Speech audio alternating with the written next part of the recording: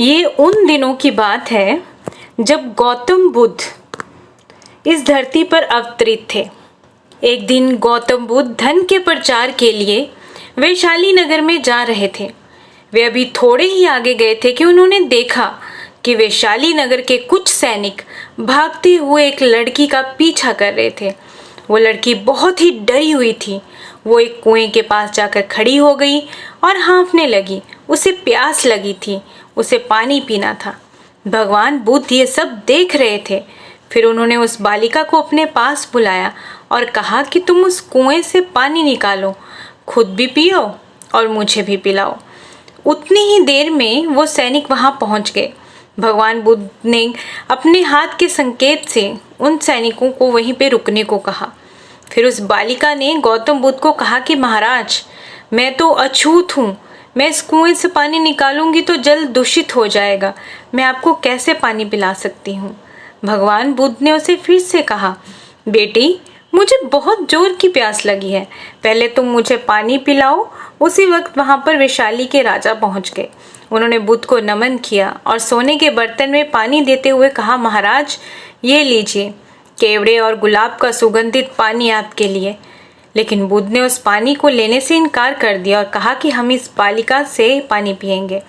राजा थोड़ी देर वहां रुक गए। बुद्ध ने फिर से उस बालिका से अपनी बात दोहराई। फिर बालिका से रहा नहीं गया और इस बार साहस बटोर कर उसने कुएं से पानी निकाला और पानी स्वयं भी पिया और बुद्ध को भी पिलाया। फिर पानी पीने के बाद बुद्ध ने बालिका से पूछा कि पुत्री, तुम इतनी डरी हुई क्यों हो? तुम्हें किससे भय है? तुम मुझे बताओ। फिर बालिका ने पूरी बात बताई कि मुझे राजा के दरबार में गाने का अवसर मिला था। मैंने गीत गाते हुए नृत्य किया, सभाजनों ने खूब आनंद लिया, महाराज को भी बहुत अच्छा लगा। फिर उन्होंने अपनी माला मुझे भेंट की, लेकिन महाराज को किसने बताया कि मैं एक अछूत कन्या हूँ। फिर महाराज ने उस कन्या से पूछा कि क्या तुम एक अछूत कन्या है? फिर मैंने बताया कि हाँ, मैं अछूत हूँ।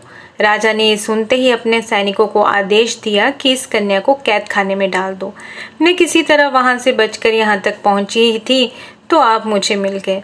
बुद्ध ने पास में खड़े उस राजा को कहा कि सुनो राजन, मैं चाहता हूँ कि मेरी इस बात को आप सदैव याद रखें कि किसी भी इंसान की पहचान उसके धर्म या जाति से नहीं, उसके गुणों और कर्मों से की जाती है।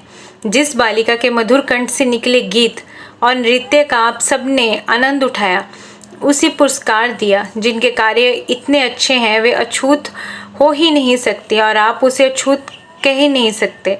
सारी प्रजा का पिता होकर ऊंच नीच का भेदभाव रखते हैं आप। सुनो राजन, यहाँ पर नीची सोच और छोटे कार्य करके अछूत होने का परिचय तो आपने खुद ही दिया है। इसलिए मेरी नज़रों में ये कन्या नहीं बल्कि आप अछूत हैं। वैशाली नरेश को अपने इस कार्य से घृणा होने लगी और बहुत पछतावा हुआ और फिर वो बुद्ध के चरणों में गिर पड़े और क्षमा मांगने लगे और कहा कि आपकी इस बात को मैं सदैव याद रखूंगा, और फिर वहाँ से चले गए। दोस्तों, इस कहानी से हमें यही शिक्षा मिलती है कि कोई भी इंसान अपने कार्यों और विचारों से बड़ा बनता है, अपने धर्म या जाति से नहीं।